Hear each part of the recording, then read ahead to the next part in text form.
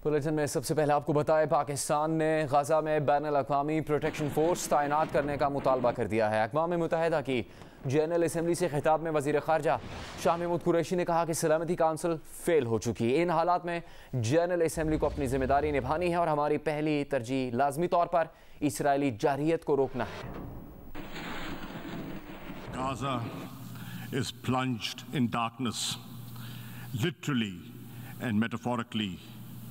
The only light is that of Israeli explosions. It is time to say enough. The General Assembly should call for concrete steps to protect the Palestinians. We should deploy an international protection force.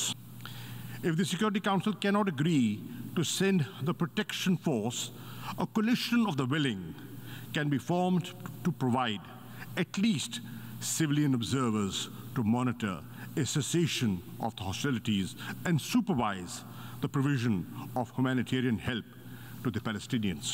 The voice of the Palestinian people cannot and will not be silenced.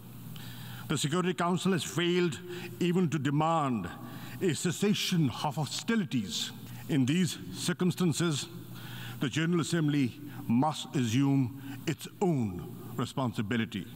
Our first priority must be to halt the Israeli aggression.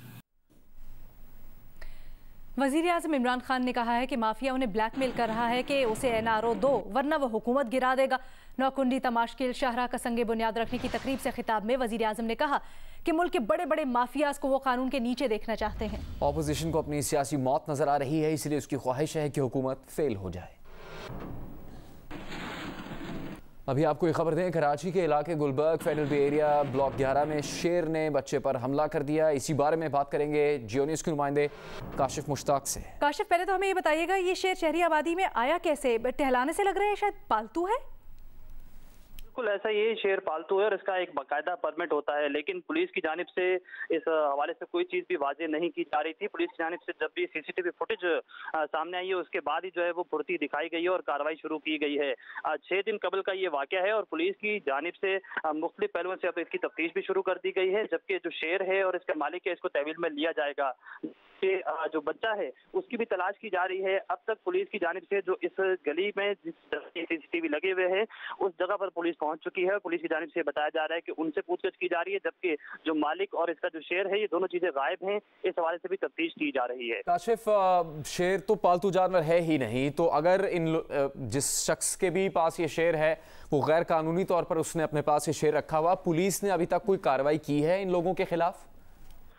Police इस पूरे मामले से बाखबर नहीं थी। उनकी जानिब से ये बताया जा रहा है कि 6 रोज गुजर चुके हैं और आज जब ये सीसीटीवी फुटेज मंजर आम पर आई है उसके बाद ही पुलिस भी जो है वो जो हरकत में आई है और उसके बाद तफ्तीश की जा रही है। बिल्कुल ये बात दुरुस्त है कि रिहायशी इलाके के अंदर जो है वो शेर नहीं रखना चाहिए, क्योंकि शेर पालतू जानवर नहीं होता है। लेकिन इस सीसीटीवी फुटेज में भी देखा जा सकता है कि जो एक शहरी है वो जैसे हम दीगर पालतू जानवरों को जो है वो टहलाते हैं, इसी तरह शहर को टहला रहे हैं और इस दौरान जो है वो गली में खेलते जो बच्चे हैं उसको जो हमला किया गया है और शेर ने निशाना बनाया है। तफसीलात के लिए पाकिस्तान सुपर लीग की मुतहरिक फ्रेंचाइज लाहौर कलंदर्स के CEO आतिफ राना का कहना है कि अबू धाबी में मैचेस करवाने की मंजूरी मिलना खुशाइंद है।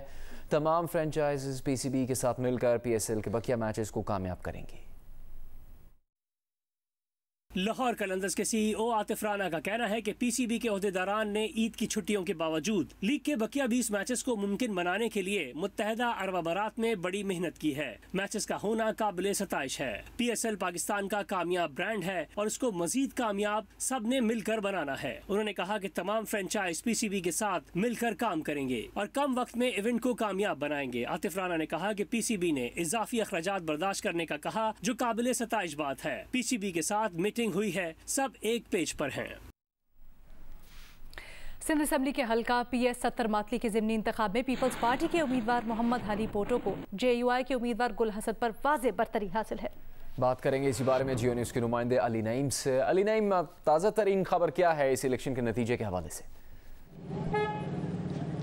जी बिल्कुल, इस वक्त हम मातली में हालीपोटो हाउस के बाहर मौजूद हैं, जहां पर बड़ी तादाद में इस वक्त पाकिस्तान पीपल्स पार्टी के जाले हालीपोटो हाउस पहुंच रहे हैं और मुतवक्का जीत की खुशी में यहां पर मोहम्मद हालीपोटो को मुबारकबाद भी दे रहे हैं, मिठाइयाँ भी तकसीम कर रहे हैं और मुख्तलिफ मकामात पर जश्न भी मनाया जा रहा है। ख़वातीन जो हैं वो भंगड़े भी डाल रही हैं। अगर हम बात करें यहाँ पर इस टाइम पोलिंग स्टेशन की, तो इस वक्त तो यहाँ पर 93 पोलिंग स्टेशन के नताइज आ चुके हैं, जो कि गैर हतमी और गैर सरकारी नताइज हैं 123 पोलिंग स्टेशन में से। और इन 93 पोलिंग स्टेशन के नताइज के मुताबिक पाकिस्तान पीपल्स पार्टी के ठीक, बहुत शुक्रिया आपका अली नईम। जहांगीर तरीन हमख्याल ग्रुप के खिलाफ सख्त ज़बान इस्तेमाल करने पर पंजाब के वज़ीर हसनैन बहादुर दरियाशी ने फैसल वावडा को आड़े हाथों ले लिया। फैसल वावडा को फजूल और घटिया करार देते हुए हसनैन बहादुर ने कहा कि इमरान खान को किसी से खतरा है तो वो फैसल वावडा से है। मजीद कहा, इमरान खान की कश्ती डबोने में फैसल वावडा का बड़ा हाथ होगा। मैं एक जुमला बोलना चाहूँगा कि तरीन साहब के ग्रुप से सरकार को किसी किस्म का कोई खतरा नहीं है। बुज़दार साहब चीफ मिनिस्टर हैं और अल्लाह ताला ने जब तक उनको इज्जत दी है वो ज़रूर रहेंगे। और ये चीज़ें बहुत आर्जी होती हैं। कभी भी कोई भी ताहयात इक़्तिदार के लिए दायमी इक़्तिदार सिर्फ अल्लाह ताला का है। अगर इमरान खान को किसी से खतरा है तो फैसल वाडा जैसे फजूल और घटिया इंसानों का है, जिसको जूते पड़ने चाहिए। और मैं हैरान हूँ कि उसको अभी तक जूते क्यों नहीं पड़े। वज़ीर मुमलिकत इत्तलात फ़ारूक हबीब ने मरियम औरंगज़ेब के बयान पर रद्द अमल में कहा है कि सेहत कार्ड समेत हर मंसूबे के आगाज़ पर नून लीगी तर्जुमान दावे कर देती हैं। मुमकिन है कि ये दावे शुरू कर दें कि बल्ब की इजाद एडिसन ने नहीं, नवाज शरीफ ने की थी। उन्होंने कहा यह भी मुमकिन है कि ये दावे कर दें कि जाती उम्र में चिराग की रोशनी में नवाज शरीफ ने बल्ब ईजाद किया। जनरल असम्बली से खिताब के बाद वज़ीर ख़ारजा शाह महमूद कुरैशी की अहम मुलाकातें शेड्यूल है। तफसीलात जानते हैं अजीम एम मियां से। अक़वाम मुत्तहिदा की जनरल असम्बली से पाकिस्तानी वज़ीर ख़ारजा ने ख़िताब करने के बाद यहाँ प्रेस के लिए जो है उनसे उनके सवालात के जवाब भी दिए हैं। इस टेक आउट उन्होंने किया है, जो कि बहुत बड़ा लिमिटेड इसलिए है कि अक़वाम मुत्तहिदा ने सहाफ़ियों के लिए भी इंतहाई सख्त रूल जो है वो अपना रखे हैं दाखिले के लिए। अब उसके बाद उन्होंने यहाँ पर सरेराह उनकी चीन के सफ़ीर जो अक़वाम मुत्तहिदा की सिक्योरिटी काउंसिल के इस वक्त सदर भी हैं, उनसे सरेराह मुलाकात हुई, जहाँ उन्होंने भी इस मुलाकात में और इस तबादला ख्याल में उन्होंने बाकायदा इस बात का इजहार किया कि वो फ़लस्तीनी अवाम के साथ खड़े हैं। और उसके बाद अब उनके मुख्तलिफ वज़राए ख़ारजा के साथ मुलाकातों का दौर शुरू हो गया है। पहली उनकी मुलाकात कुवैत के वज़ीर ख़ारजा से इस कमरे में जारी है। सारा दिन आज वो यहाँ मुलाकातें करेंगे और अक़वाम मुत्तहिदा की जनरल असम्बली के सदर और दीगर 3 वज़राए ख़ारजा जिसमें फ़लस्तीन, कुवैत वगैरह भी शामिल हैं, बाद में यहाँ पर ब्रीफिंग भी देंगे। जी सदर नून लीग शहबाज शरीफ से नेपाल के सफ़ीर तपास अधिकारी ने मुलाकात की। शहबाज शरीफ ने नेपाल में कोरोना वबा के बाद संवाद पर अफसोस और ताज़ियत की। नेपाल के सफ़ीर ने सार्क और खित्ते के लिए शहबाज शरीफ के विजन और उनकी तजावीज़ से इत्तफाक किया। उन्होंने शहबाज शरीफ के बतौर वज़ीर आला पंजाब अवाम की खिदमत के जज्बे और किरदार को सराहा। शहबाज शरीफ ने कहा, कोरोना से पाक जनूबी एशिया के लिए चीन का ताउन और तजर्बा बहुत मुफीद साबित हो सकता है।